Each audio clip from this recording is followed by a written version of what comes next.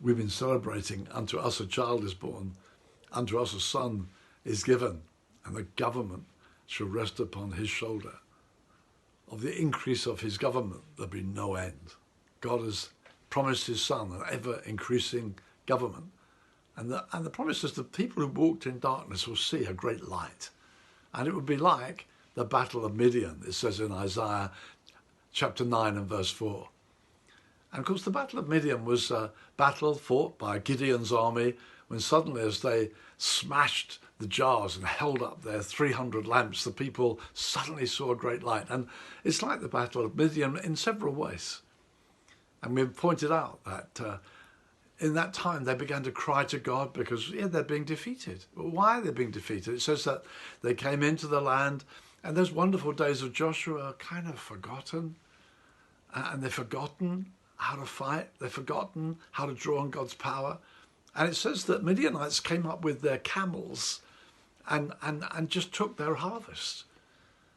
And it's extraordinary, really, because even some modern commentaries say, actually, they'd never faced camel power before. And so that's why they were defeated. But really, God, who can open the Red Sea, doesn't really have great problems with camels. We need to look beyond that. And as they cried to God, God sends a prophet. And that's his way. He begins to stir up the prophetic as they cry to God. There, you begin to hear God's voice coming through. Now, we'd always need that prophetic note to come. As Samuel came before David, as John the Baptist came before Jesus, a word, a voice that prepares the way. That's what we need. And this prophet comes. And he points out to them, their problem isn't really with the camels. Their problem is with God. We're told in the beginning of Judges in chapter 6 that God had handed them over to the Midianites. Their problem wasn't with the Midianites, the problem was with God, that they were out of step with God. And the prophet comes to remind them, I brought you out from Egypt, God says. You're my people, you're distinctively mine. I want your life to be absolutely taken up with my hand being upon you, my love being extended towards you, my purposes. See, they had become taken up with just things around them. And beloved, that's partly our problem as a church today. We've become so secular.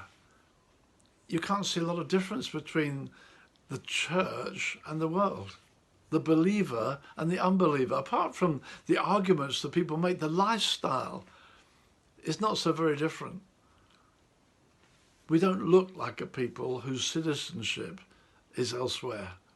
We don't look like a people that the things that really excite, motivate and stir us look like we've seen something wonderful, that we know God. And the prophet comes to remind them of their distinctive identity. Paul wants us to know in the New Testament that the cross he glories in.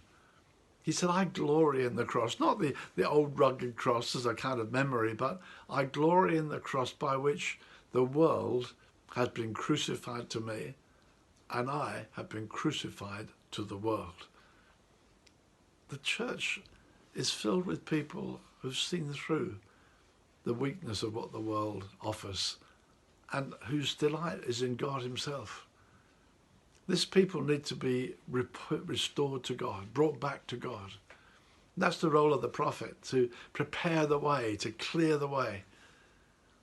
Soon God's going to raise up a great Gideon, a great anointed leadership. The church desperately needs anointed leadership. That will come next. We'll look at that later. But first of all, the prophet comes to say, remember who you are. You are the people of God. Live in step with the Spirit. Line up with God's values.